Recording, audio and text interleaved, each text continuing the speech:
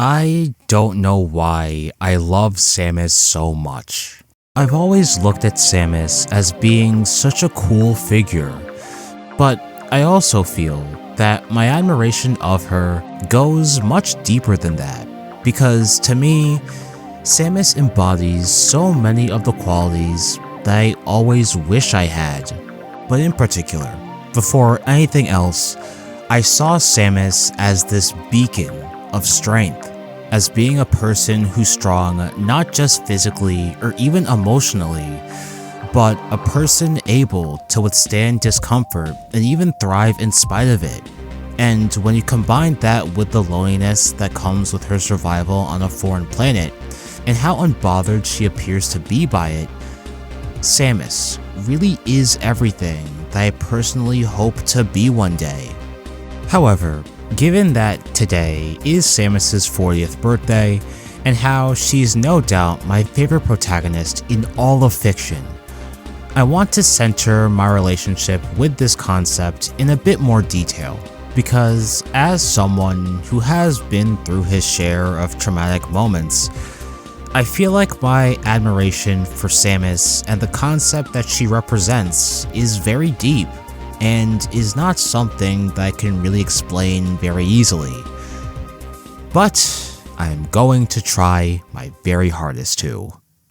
If you're a Metroid fan, there's a good chance that you're at least a little bit familiar with the prequel manga for Metroid Zero Mission. It came in 2 volumes and gave Japanese Metroid fans a ton of lore. However, for the purposes of this video, the manga also heavily centers Samus and gives us insight on her backstory, her childhood, and her motivations for becoming a bounty hunter. And after finishing both volumes, I think this question now has a concrete answer. Samus was only 3 years old when the space pirates took her parents. She witnessed her mother get burned alive by Ridley, and she never got to say goodbye to her father, who sacrificed himself to kill the space pirates on Ridley's ship. At just 3 years old, she was left an orphan and was no doubt dealing with a lot of very heavy emotions. Seeing that she survived the attack, the Chozo, but more specifically Old Bird, made the decision to take Samus in under their wing, infused their DNA with hers, and began to raise her on an entirely different planet.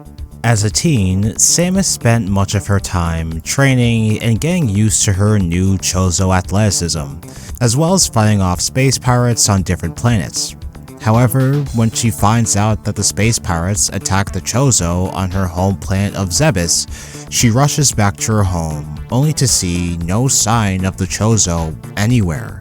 She eventually does find Greyvoice, another one of her Chozo fathers, and he tells her that the Chozo are now working with the space pirates. Making matters worse, Ridley shows up to confirm this and torments Samus in very gross ways, honestly. Samus does not take any of this news very well and proceeds to suffer from intense PTSD. She wasn't on this mission alone, as a few of her friends did manage to tag along, but after they distracted the pirates and got to Samus, she begs them to kill her. She screams at them to take her life because she doesn't want to experience the pain of losing her family all over again. Hearing this from a child by itself is already heartbreaking on so many levels, but especially hearing this from someone who has already gone through so much, more than some will ever go through in their entire lives, is soul-crushing. These are the kinds of experiences that can change a person in their entirety, and from a certain perspective, it seems like these experiences would have changed Samus Aran so fundamentally that her actions and her worldview would never be optimistic or positive ever again. But in reality, that could not be further from the truth. Because the truth is, even after she witnessed the death of her parents and started a new life on Zebes, Samus has always expressed a deep desire to help people through their pain. She helped protect the Ionfaria from getting killed by the Chozo cleanup crew by purposefully shooting down the Faria's weapons. She risked her life to save a little girl from getting killed by the space pirates, and afterwards, the little girl thanks her for saving her life, and Samus thanks the little girl for saving her, and showing her that choosing mercy and peace was worth it. It should be mentioned that throughout all of this, Samus is still at the early stages of processing and coming to grips with what she witnessed as a toddler. As such, fighting off the pirates and training to become the protector of the galaxy only adds to the weight of things, because it serves as a reminder of not only how much she's lost, but how much more she could lose if she doesn't live up to that role. That explains why it stung so bad for her, knowing that the space pirates were going to purge the Chozo. It's such a heavy burden for a person so young to carry.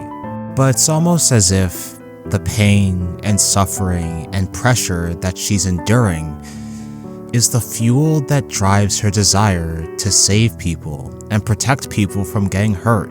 From where I'm sitting, it seems like she doesn't want anyone, any person, any animal, anything, to hurt in the same way that she did all those years ago.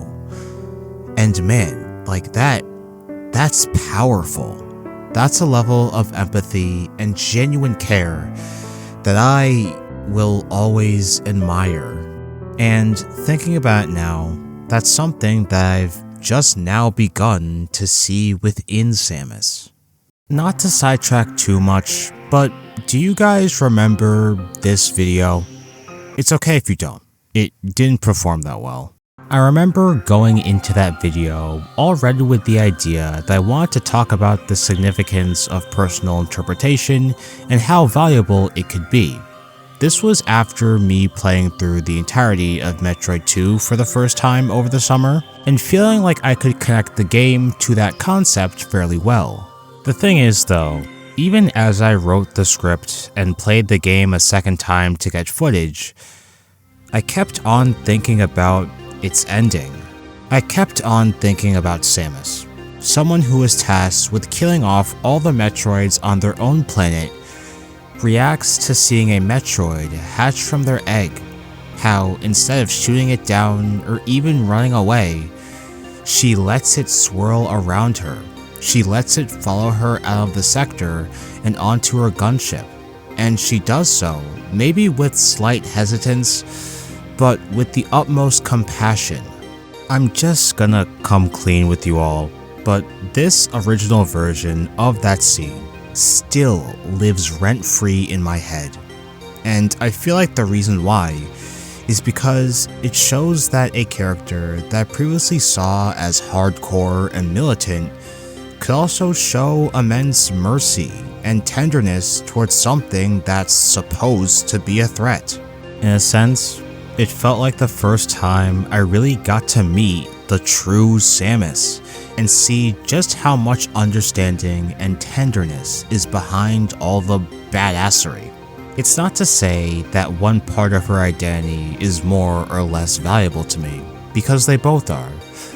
But the fact that she's able to see a small Metroid, a baby Metroid, and is still able to see the humanity and the loneliness and innocence within it, like, I'm trying to think, what's more stronger than that? What's stronger than going through serious trauma and darkness, and coming out the other side not only able to stand on her own 2 feet, but also having so much empathy for the people that are experiencing pain and discomfort, and in this case, loneliness. I genuinely can't think of anything.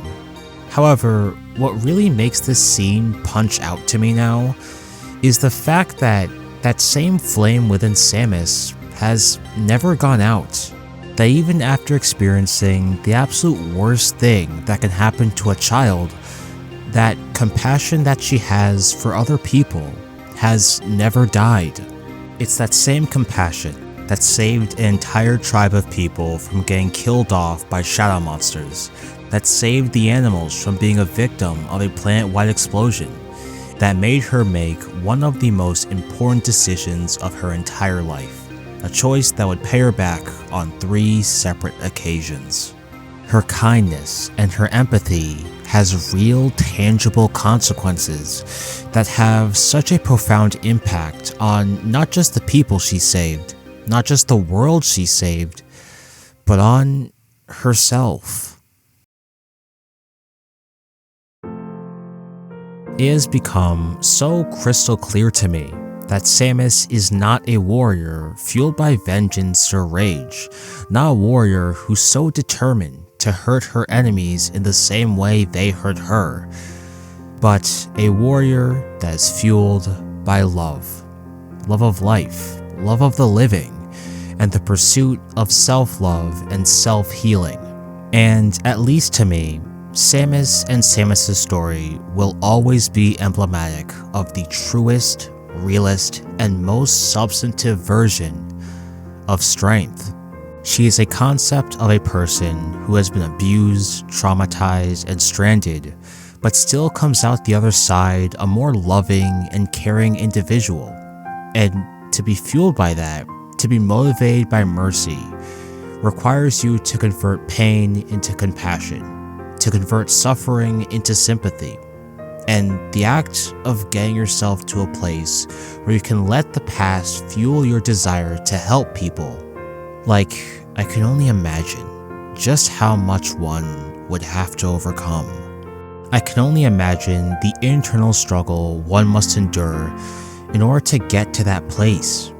It takes serious emotional strength and resilience to have the worldview that Samus has. And I now understand that is the reason why she was, is, and will always be my favorite protagonist ever in all of fiction. At the top of the video, I said that I didn't really understand why I loved Samus so much.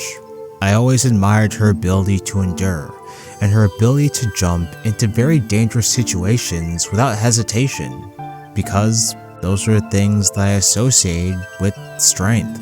But really, in the process of writing the script, of reading the manga, and reflecting on the iconic moments within these games, I discovered another side of Samus that really put into perspective just how strong she truly is.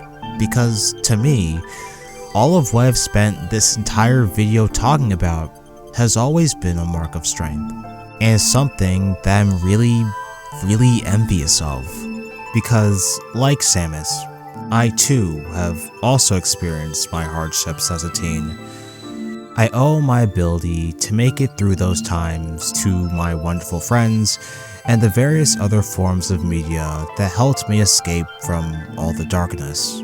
However, that all was nearly 10 years ago, and in that time, a lot has changed, including and especially myself. Even if the trajectory wasn't linear, and even if there would continue to be dark moments, I still managed to make significant progress in how I viewed myself and the world around me. I was able to exist as an individual, wanting other people in my life, but not needing them. And that is all progress that I will always be proud of. At the same time, however, now that I've gone through Samus's backstory, the more I began to realize that she really is the type of person that I want to be. She, even more so than before, embodies all the compassion, all the kindness, and all the strength that I want to see in myself. Of course, again, the only thing real about Samus is the concept that she represents, of converting pain into compassion and suffering into sympathy. And I feel a lot better knowing that those are all things that I'm constantly practicing. Perspective, empathy, understanding, those are all things that everybody can and should be practicing. And I'll always have this concept to refer back to Whenever I think of what true strength can look like in the real world, I'll never stop chasing it. I'll never stop trying to get there. I'll never stop surviving.